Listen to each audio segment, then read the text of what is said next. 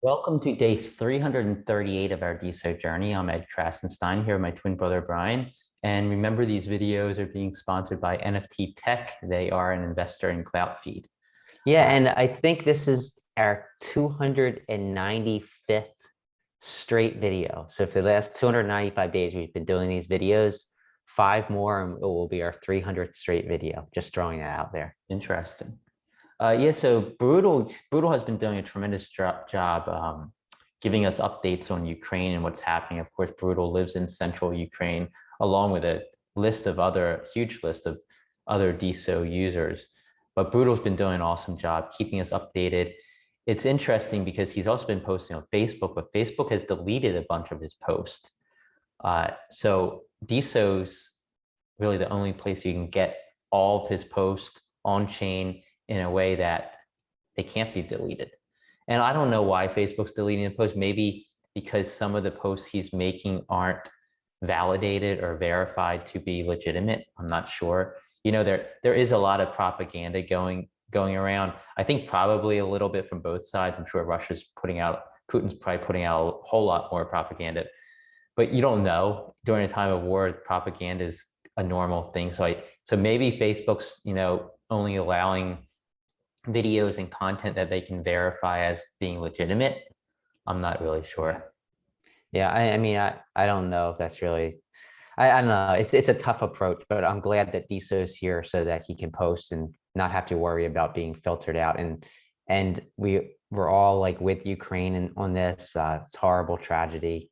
But yeah, I think we can move on to the next story, which is And the people of actually, Russia, or we're the people of Russia too.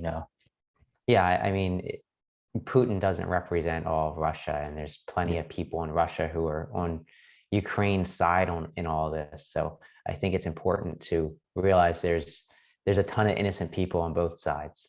Yeah, Uh, for sure. but Ado and the social world, they're trying to help out as well in Ukraine, and he's taking steps to try and ensure that uh, there's a continuality for social media in Ukraine. If, like, say, Twitter and Facebook were shut down, maybe Russia got somehow was able to shut Ukraine off of Twitter and Facebook, get a hold of the infrastructure or something like that. So what he's trying to do is he's creating a new node or new website app. It's going to be hosted from their node. The domain is going to be, I'm going to spell it out because I don't really know how to say it. It's SVIATOSLAV.eu, and we'll post it below in the comment section. But what he wants to do with this new node for the Ukrainians is that he wants to have multiple new feeds, and some of the feeds he has in mind are just all posts in the Ukrainian language, so people in Ukraine can just read all the Ukrainian language posts on Deso. He also wants to post from Deso Geo, like a stream of posts from Deso Geo from people located in Ukraine, which would be really cool because I think that's really valuable. Just having a stream and you can see, oh, all these people are in Ukraine. Let's see what they have to say. It also helps people in Ukraine communicate better with one another. Also, he wants to use the Ukraine related hashtags and maybe work with Open Prosper to have a feed of that hashtag, which would be also very valuable. And later on, we'll talk about some of the top hashtags, and the Ukraine hashtag is actually the number one this week. So they need some help. Obviously, Ado can't do everything by himself. He could use help in creating a landing page for this project. They'd love to feed the Ukraine official Twitter Twitter username. So if they could bring tweets from the official Ukrainian Twitter account onto Deso, so it'd be kind of the reverse of OneCloud, that would be something that they'd be interested in doing. If any developers can help him do that, I think that would be valuable. I know normally we'll be like, why would we want tweets onto Deso? But I think it could be valuable in this situation. It's information, and information is valuable in times like these. Like I said before, he wants to maybe work with Open Prosper via an API so they can bring forth that Ukraine hashtag and maybe other hashtags related to the situation. He wants to translate the site into the Ukrainian language, so if anybody can help with that. Um, but yeah, I think what he's doing is super important. If you can help him in any way, reach out to Ado, uh, reach out to the social world. I think is a great cause. Yeah, and something else he mentioned is that he wants a way to spin up a new URL in case, let's say, the URL they have it on is cyber attacked or blocked for some reason. So they want to be able to quickly move the site to another domain name. So I think it's a good idea because you don't know what's going to happen if Russia does take over Ukraine. They might block out Twitter. I know, I believe Twitter is still allowed in Russia, but I think they're trying to kind of limit it in some ways. So Yeah, we'll see. and also, of course, Elon Musk has actually sent his satellites to be stationed over Ukraine to help out with SpaceX's company. So he's doing that, and then he has to also send in, I guess, the satellite receivers. So there need to be hubs and stuff. But anything anybody can do, I think is great. The internet's a backbone of society now. It's important for the transfer of information. So what Ada is doing is wonderful. For sure.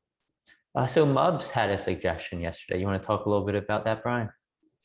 Yeah, so Mub said he would love to see comments under posts and an easy way to find comments under posts by the user. So for instance, Tyne made a post regarding some issue and Alex replied back to it. And Mub said he would love to be able to see that Alex replied back to that instead of discovering it on his own like a day later or whatever. So what he suggested is have a feed that includes replies posted by people a user follows. So if I'm following Alex Velatis, I can click on the comment feed and see all of Alex's comments. So he asked if there's a dip on this, and Darian Parrish replied, and he actually did a daily dip on dip number 93, which is very similar to what he's asking, not exactly though. Dip 93 is basically the ability to show a creator's posts and comments in their profile. So what dip 93 does is you could go to Alex Velatis's profile and then maybe click a stream for comments, see all his comments and posts. Whereas Mubs was kind of suggesting a user having their own feed based on their followers where they can see all their comments. But they're very similar, and I'm guessing both of those could kind of be interwoven into a maybe one dip. But go watch Darian's daily dip; he'll explain that. And Mubs always with great ideas. Yeah, I love that idea. I also like the idea of being able to go to somebody's profile and seeing all of their comments, like have a tab comments by this user. I know on Twitter you can do that. You can view their tweets. And you can also view posts that they're made and reply to other posts. So I think that's something that eventually it will come, whether it's, this week or next year, I don't know. Something I do want to point out, I believe Overcloud is working on that if you go to a user's profile, you'll be able to see their stream of replies / comments as well. So that's Mubs, you might want to check Overcloud out when they launch later this month, because it appears they're doing something in that respect. Yeah, for sure. And I love what Overcloud's doing, Don Hardman over there. Open Prosper's back. Their syncing issues have been resolved for the most part. There's still a few things that are syncing, but it's great to have Salil Sethi's Open Prosper back up and running fully now. It wasn't ever gone, but it wasn't, there are certain sections of it that were not syncing because some bugs in the Deso database, I guess you could say. Yeah, and I just want to point out, when I do this, when I get excited, I think Zoom actually blocks the sound out. So it worked that time. Like if you do it when you're talking, I think it works. So you hear that? Blocked it out. So how about now? Do you hear it? We hear it now. Yeah. Interesting. I'll have you talk next time I do it. It's background noise. Let's try and block out the background noise. So top hashtags for today, thanks to Open Prosper. Number one's Ukraine, followed by Deso, then NFT, then wordplay, and then Russia. So it's very interesting new hashtags today. It's definitely some related to worldly events. Yeah, and I'm glad you have this back on Open Prosper because I rely on this a lot. I like to see what's going on. I like to see who's been the most active. So congrats to Salil for finally getting Open Prosper back. I know it was kind of out of his control. He's waiting on some syncing issues that had to be corrected by Core. But also the top earners of the last 24 hours, which I love doing. There's been 952 accounts earning DSO in the last 24 hours. Take note that I'm not sure if maybe some of these numbers are not 100% accurate since it wasn't syncing and then it started syncing. But in my mind, I'm guessing it's synced up and it is accurate. But just keep that in mind. So 20 creators earned at least one DSO. The top 10 were DAO, of course, because they're selling those expensive NFTs for owning part of the DAO. Cloutpunk was number Dow, dow, dow, two. dow, dow, dow, dow. Cloutpunk was number two. Daddy D was next. Then Fantastic Woman, Shade Flowers, Seals, Brutal, BAFIQ, Natalie Art, and Kat Tyson. So congrats to those people for earning the most DSO Many of over the last those 24 people are hours. Ukrainian people. I Yes, I see see like Fantastic Natalie Art, Woman Kat Tyson, Shade Flowers. There's and so Brutal, brutal, of Brutal, of course. course. Yeah, so I mean, I think a lot of that might be coming from maybe from Matryoshka's NFTs or maybe from just Finally, people donating money to them. And I think that's yeah. great. And also, it's worth noting that 952 accounts earned DSO in the last 24 hours.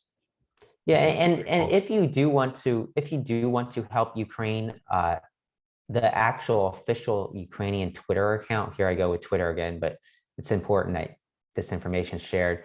The official Ukrainian account on Twitter actually posted a Bitcoin address, an Ethereum address, and a USDT address where anybody can send donations to, and those donations will go to help them fight off the Russian invaders.